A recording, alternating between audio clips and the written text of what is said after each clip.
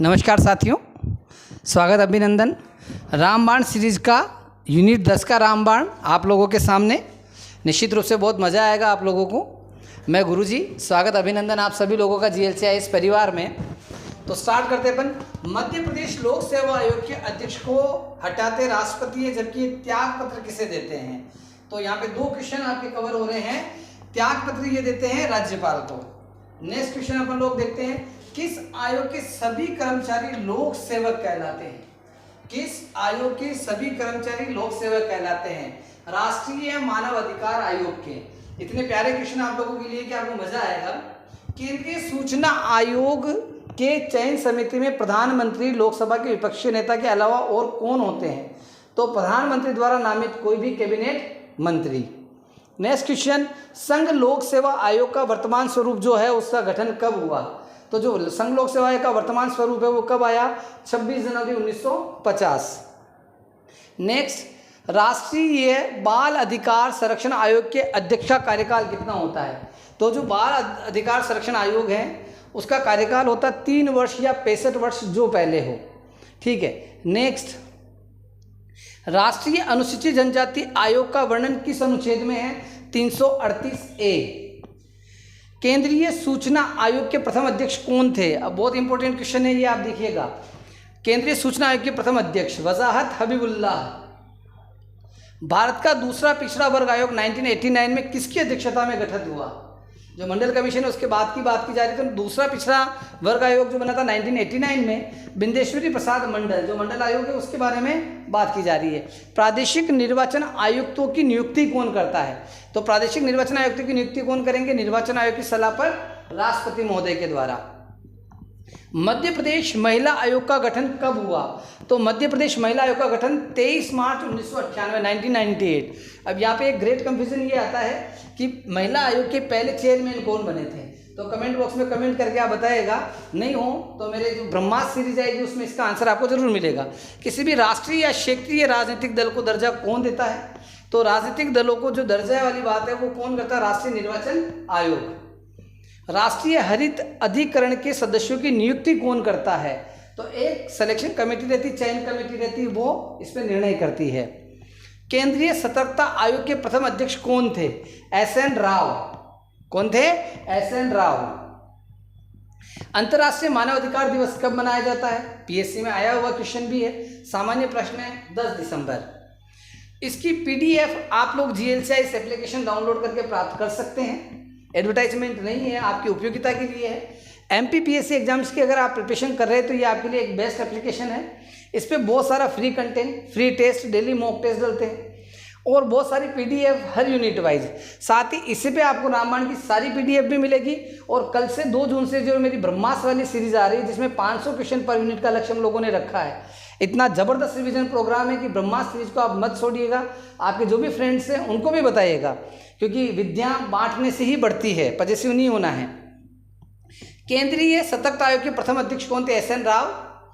राज्य मानव अधिकार आयोग का गठन मानव अधिकार अधिनियम 1993 की किस धारा के तहत किया गया?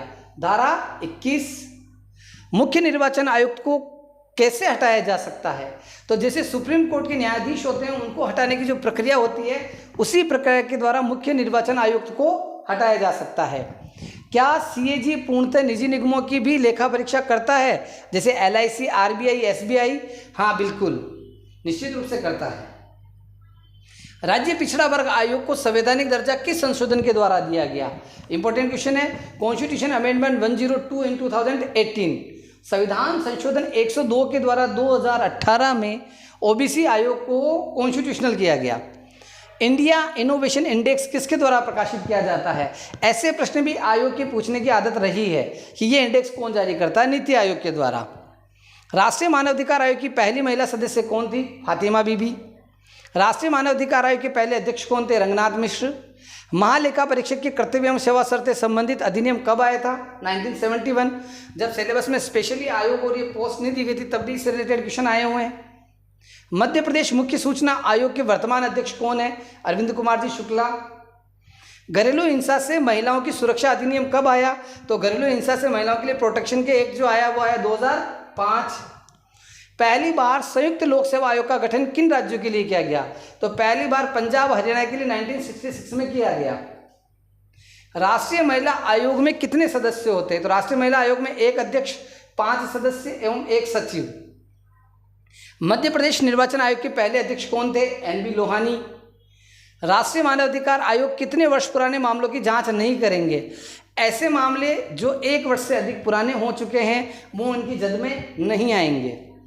केंद्रीय सतर्कता आयुक्त की नियुक्ति राष्ट्रपति करता है, परंतु इनकी सेवा शर्तों का निर्धारण कौन करेगा? तो 1964 CVC, और सेवा शर्तें निर्धारण करने का काम किसके पास रहता है? Central government. अब यहाँ पे ये क्वेश्चन वन लाइनर में इजी दिख रहा है, लेकिन जब वहाँ ऑप्शन आ जाता है संसद, राष्ट्रपति, विधायिका, तो बड़ी दिक्कत आ जाती है।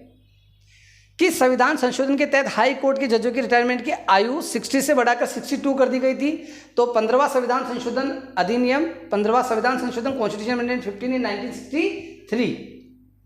राष्ट्रीय महिला आयोग अधिनियम कब आया था? तो राष्ट्रीय महिला आयोग अधिनियम आया था 1990। विश्व में पहली बार हरित अधिकरण की स्थापना किस देश ने की थी? ये क्वेश्चन भी एग्जाम में आया हुआ है, ऑस्ट्रेलिया।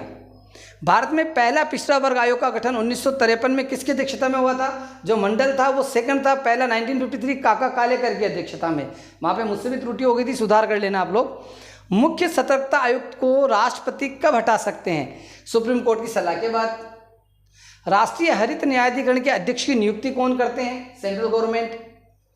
PDF आपको इस पर मिल जाएगी। ब्रह्मास्त्र सीरीज अभी ये खाली है, कल से 9:30 बजे इसके आपको प्रीमियम वीडियो जो हैं वो मिल जाएंगे। 500 प्लस क्वेश्चंस जो रहेंगे पर ब्रह्मास्त्र में रहेंगे, पर यूनिट पे रहेंगे, और 10 दिन आपको बहुत ज़बरदस्त आनंद आने वाला है, इसलिए अभी से पहले से तैयार रहें आप लोग। राष्ट्रीय मानवाधिकार आयोग के अध्यक्ष को नियुक्त करने के लिए एक समिति बनाई जाती है जिसमें कितने सदस्य होते हैं? 6। नीति आयोग के उपाध्यक्ष की नियुक्ति कौन करते हैं? प्रधानमंत्री। वह अधिकारी जो किसी निर्वाचन क्षेत्र में चुनाव के लिए उत्तरदायी हो और परिणाम की घोषणा करता है उसे क्या कहते हैं? Returning officer. राष्ट्रीय महिला आयोग के सदस्य लगातार कितनी बैठकों में अनुपस्थित होते तो उन्हें पद से हटा दिया जाता है?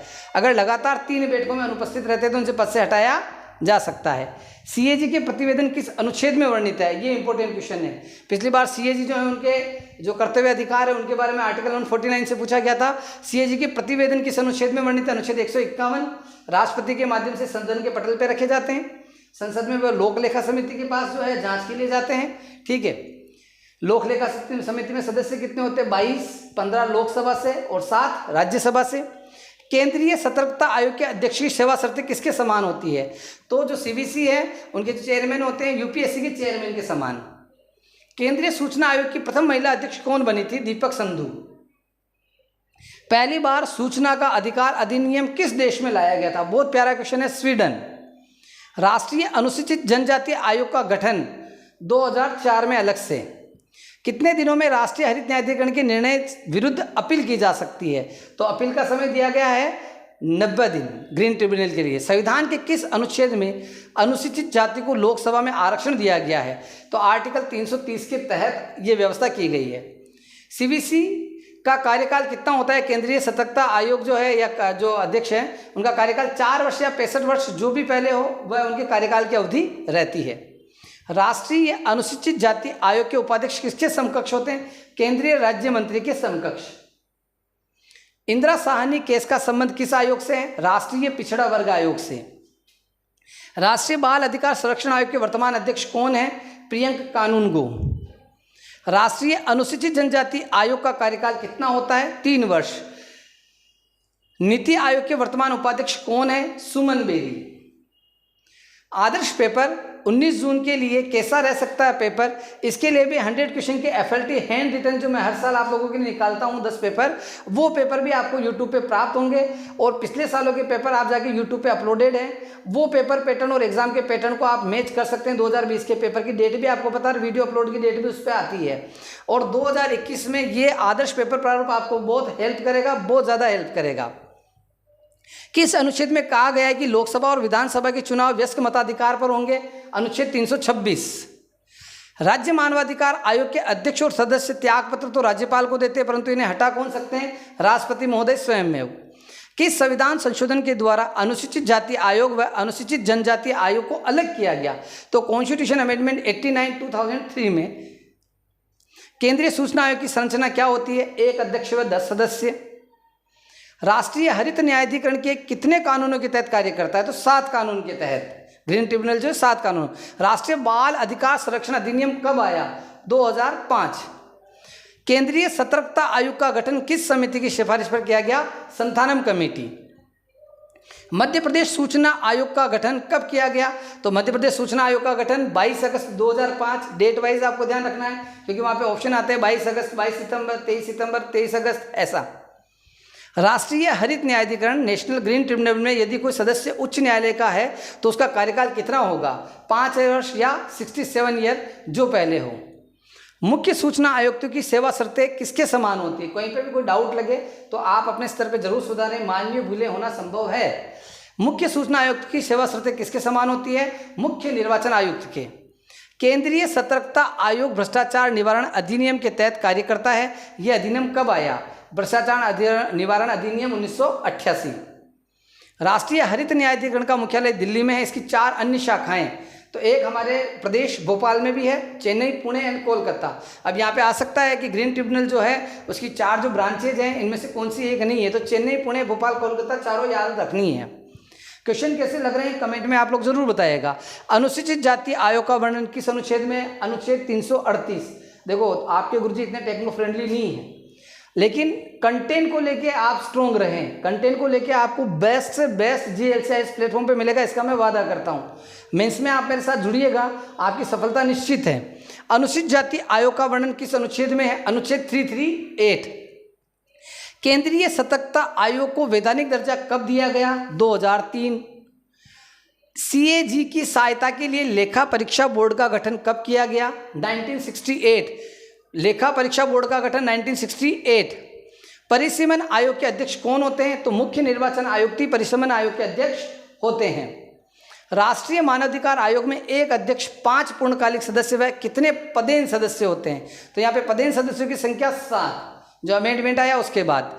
शकदर समिति का संबंध निर्वाचन आयोग से है। इसमें क्या सिफारिश करी थी? मतदाता परिचय पत्र लाने की बात जो है वो शकदर समिति ने, शक नहीं होगी ये मतदाता है या नहीं है, इसलिए शकदर समिति ने शक को मिटाने के लिए मतदाता परिचय पत्र की बात की। वोटर ID कार्ड है उसकी बात करी, याद रखिएगा। शक हटाने के लिए मतदाता वोटर ID कार्ड जो भी है। लोक सेवा आयोग का गठन किस आयोग की सिफारिश पर हुआ? ली आयोग।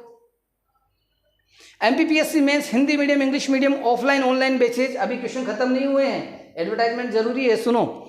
English medium, Hindi medium, online offline batches जो हैं 23 जून से स्टार्ट होंगे। 19 तारीख को एग्जाम देके नेक्स्ट डे से बिना सोचे समझे आप लोगों को मेंस की तैयारी में जुट जाना है। पर्सनली भी करते हैं तो आप घर पे रह के ऑनलाइन मेरी कोर्सेस ले सकते हैं, आप टेस्ट सीरीज ले सकते हैं, फुल कोर्सेज ले सकते हैं, सारी चीज़ें अवेलेबल रहेगी। Brahmastra series most awaited video, 500 plus fact एक ही वीडियो में हर यूनिट वाइज आप लोगों को मिलेंगे GLCIS के प्लेटफॉर्म पे। मध्य प्रदेश निर्वाचन आयोग का गठन कब हुआ? 1994। मध्य प्रदेश लोक सेवा आयोग के सदस्यों को वेतन कहां से दिया जाता है? तो राज्य की संचित निधि से। वर्तमान नियंत्रक एवं महालेखा परीक्षक कौन है? गिरीश चंद्र मुर्मू। मेंस बैच फिर से वही बात, और आप ऐप जरूर डाउनलोड करें। प्री और मेंस को लेके ये कंटेंट बहुत ज़बरदस्त रहेगा आपका। ऐप आपको आप कभी भी अनइंस्टॉल नहीं करेंगे, अगर उसका आप पूरा उपयोग करते हैं तो आपको इतने सोर्सेज वहाँ पे निःशुल्क रूप से भी अवेलेबल रहेंगे कि आपको अच्छा लगेगा। और टेस्ट सीरीज अभी तक भी परचेज नहीं करी तो ये आपका कॉन्ट्रीब्यूशन है GLCIS के लिए। इतने तो आप समझते हैं चीज़ों को कि बहुत सारी चीज़ें रहती है, तो आप पढ़े भी सही और आप पे भी करें। कुछ टेस्ट सीरीज आप वहाँ पे देख सकते हैं, बहुत बढ़िया टेस्ट सीरीज है। क्वेश्चन बहुत मॉडरेट और टिपिकल लेवल पे रखे गए हैं, आपको बहुत आनंद आएगा। बहुत बहुत धन्यवाद साथियों, स्वागत अभिनंदन आप लोगों का। आप लोगों के साथ चर्चा करके बहुत मजा आया। और ब्रह्मा सीरीज के अंदर आप लोगों को कल से 9:30 बजे गुरुजी के साथ अवेलेबल रहना है, ज़बरदस्त तरीके से उसका स्वागत करना है और अपने सभी मित्रों में उसे प्रसारित करना है। अभी तक अगर आपने ऐप डाउनलोड नहीं करा तो ऐप डाउनलोड करना है, टेलीग्राम कम्युनिटी से जुड़ना है, और इन सभी संसाधनों की PDF जो हैं आप ऐप से ही प्राप्त कर पाएंगे, किसी और जगह मैं उसको अवेलेबल नहीं करा पाऊंगा। अगर आपको कोई प्रॉब्लम है तो फिर आप ऐप डाउनलोड करें, जैसे भी करें एक्सेस करें, लेकिन ऐप पे जरूर मिल जाएगी आप लोगों को। थैंक यू सो मच बेटा, बहुत बहुत धन्यवाद आप लोगों का।